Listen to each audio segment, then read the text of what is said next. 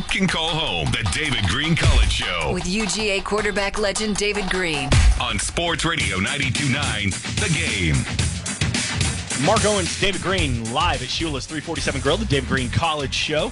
Come and join Shula's here for lunch. Great lunch crowd. They'll get you in and out in no time whatsoever. So if you're got a little business meeting to take care of, or you maybe just want to sit down, don't want to do a drive-through for lunch, invite you to come out and join us here at Shula's 347 Grill, just off of Lenox Road for lunch. Some places are going to make you wait 45 minutes for lunch. Here, you're in and out with a great meal, not going to break the bank, and a great place to come, for a business lunch. Sit in the dining room, talk a little business, close the deal, come out here to the lounge, have a drink. And if you want to come up now and order an extra thing of blue cheese chips, make yourself at home. For the first time, I have witnessed David Green diva, because David walked in. They've got a great happy hour crowd. Sweet Melissa, can we get David Green some blue cheese chips? Because he did. Up there in Athens right now, you can find him on Twitter at @LoganBooker_BI. LoganBooker_BI from the Bulldog Illustrated. Logan Booker on the waitfor.com hotline. Logan, let me ask you this. Should a bowl game, a bowl-eligible team, 6-win or 7-win? What do you think? Hey, I'm with you, Mark. I think 6 games is the more bowl games, the merrier, if you ask me. I think every beat writer in the nation is secretly hoping the team they cover is going to the Bahamas Bowl these days, are they not? See, as a football fan, now the purist is going to stay. Hey, they don't deserve it, but as a football fan, I love it. Logan, what's going on up in Athens? How are our boys looking? Yeah, it's doing good. It's definitely football season out here. There's no question about that. The boys are in full pads nowadays, and you walk by the facilities here, all you're hearing is pads clapping up against one another. A lot of grunts, a lot of bruises, and some egos going on out here as well. So football is definitely back. It's a good time out here. So you say that the egos are back. What do you mean by that? Well, I guess when you put anybody in full pads, they start to mix it up a little bit. I know you were talking a little bit earlier about the Falcons, where we have reports, we're talking to some players that Lorenzo Carter and John Theus may have mixed it up here the last couple of days. So, it's just young guys, some young new faces in the program, and and everybody wants to hit somebody right now. So it's a good time out here. It's a lot of fun, but it's definitely football. Talking to Logan Booker from Bulldog Illustrated on the waitfor.com hotline. So the Falcons, if you saw heard any of the reports, saw Hard Knocks Tuesday night. Falcons are throwing some punches. Is that a common scene with the Bulldogs up in Athens?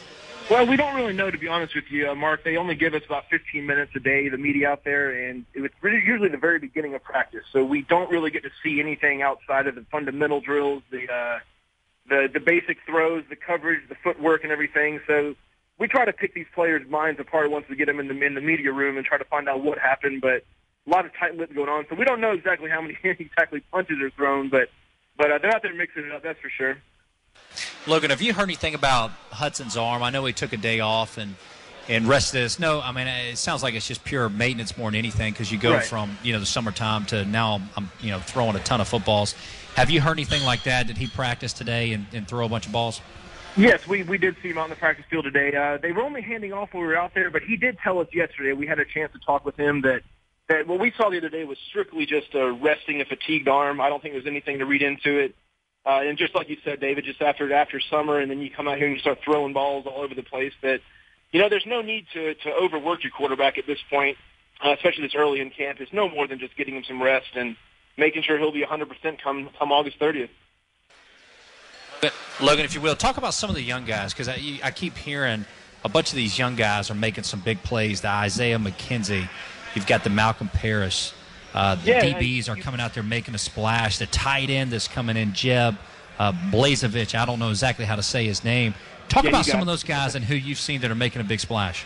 Yeah, well, the first person you said just now is Isaiah McKenzie. You talk about a little athlete and possibly the absolute steal of the Bulldogs 2014 signing class, and he was out of Miami area.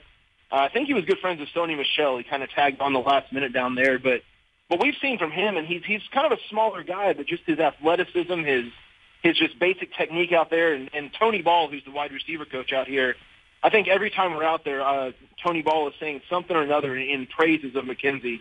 And he's riding him hard as well. A lot of fundamentals that they're working on, trying to get his elbow up when he catches the ball, and he's looked fantastic out there. But you also mentioned Jeb Blazevich. I've not seen too many tight ends come in as a true freshman and look like they fit right in with the unit out there. And he's might be a little bit smaller just in terms of, muscle mass of some of the guys out there, but he's also a true freshman out here, and hands are just as simply as good as anybody out there, and I think you're going to see him probably bypass that red shirt and get some playing time this year, especially with not a whole lot of depth going on at the tight end position there. Speaking of Isaiah, another Isaiah to keep an eye on, Isaiah Wynn. He's a offensive lineman out of St. Petersburg area. And you talk about someone that just looks like he's already a college offensive lineman popping up in the scene. And we haven't had a chance to talk with freshmen yet, but all the guys we talked to, Colton Houston, David Andrews, for instance, both of them just absolutely are praising this young man. And another player that I would not be surprised to see get some meaningful minutes on that offensive line this fall. Talking to Logan Booker on the waitfor.com hotline. Mark Owens, David Green College Show live from Shula's 347 Grill, Sports Radio 92.9 The Game. Now, Logan, of all those names you just mentioned, you can bring them back up if you need to. Leadership is a big key that the Bulldogs need, more this year than ever. Have you seen any of these guys, a senior, maybe a junior, or have any of these guys really stepped up for the leadership role? Well, I think a lot of people kind of overlook the teammate and just leadership that Todd Gurley actually brings out there. He's the star of the team, the big Heisman candidate. But when we're out there on the practice field, and it's no secret he doesn't love talking to the media. We can't get too much out of him when we talk to him. But watching him as a teammate out there, his voice is just all over the place. You'll be watching the wide receiver drills, and he'll be over there in the running back section, but all of a sudden you'll hear Gurley shout out support of something that someone did in a different unit. So I think he's probably one of the better teammates on the team. Seems to really embrace that leadership role, and I think that you're going to watch him a lot this year and just step up into that leader role, like you said.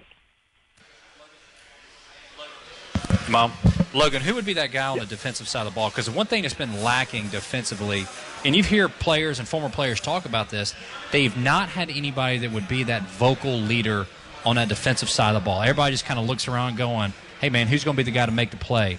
Have you heard anything about, Herrera? Is it, Ramik? Are these guys stepping up and taking control and saying, man, we're going to get it done this year? Have you heard anything about that?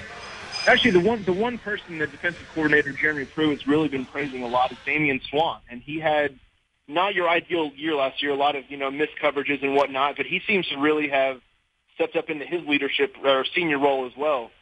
Talking with him a lot, he's already saying that the guys are on a much better page with one another. I even asked him, what it was like to be a senior in this role, and he's very thrilled to have taken that on. A lot of the younger guys last year who were very freshmen out there on the field, they've grown up a little bit, they've matured some, but I think as far as the quote-unquote quarterback of the defense might be that Damian Swann up there in the secondary, kind of lining people up and making sure things in the right place, and it sounds like they're going to be much more key this year. And I think he's embraced that finally. Now, Logan, as far as energy level, because one thing we kept hearing about in spring, the mentality, the intensity, and the way they're practicing, everybody keeps saying it's night and day from what it was last year. Have you sensed that same thing? No, that's exactly the best way to put it, is night and day. When we're out there, and like I said, we only get about 15 minutes or so, these guys are running absolute nonstop. You don't see any kind of joking going on. You don't see any kind of, hands on hips or anything. These coaches have these boys running from what sounds like when they talk to us from the beginning of practice till the end at 100% speed. And we talked to the guys after practice, and they're winded. They are absolutely just beat from the practice they just had. And coaches too. You can see the intensity in coaches. I can't even begin to talk about how intense Jeremy Pruitt has been in the presence of us out there. Logan Booker, yeah. We are 22 days away. How excited are you? It's a good time. I love this time of year. I love the anticipation as much as the football itself. So bring it on. It's here. We got our season tickets in the mail the other day, so we're good to go. Logan Booker from Bulldog Illustrated joining us on the waitfor.com hotline. Appreciate it as always. We'll check back in with you as kickoff gets a little bit closer.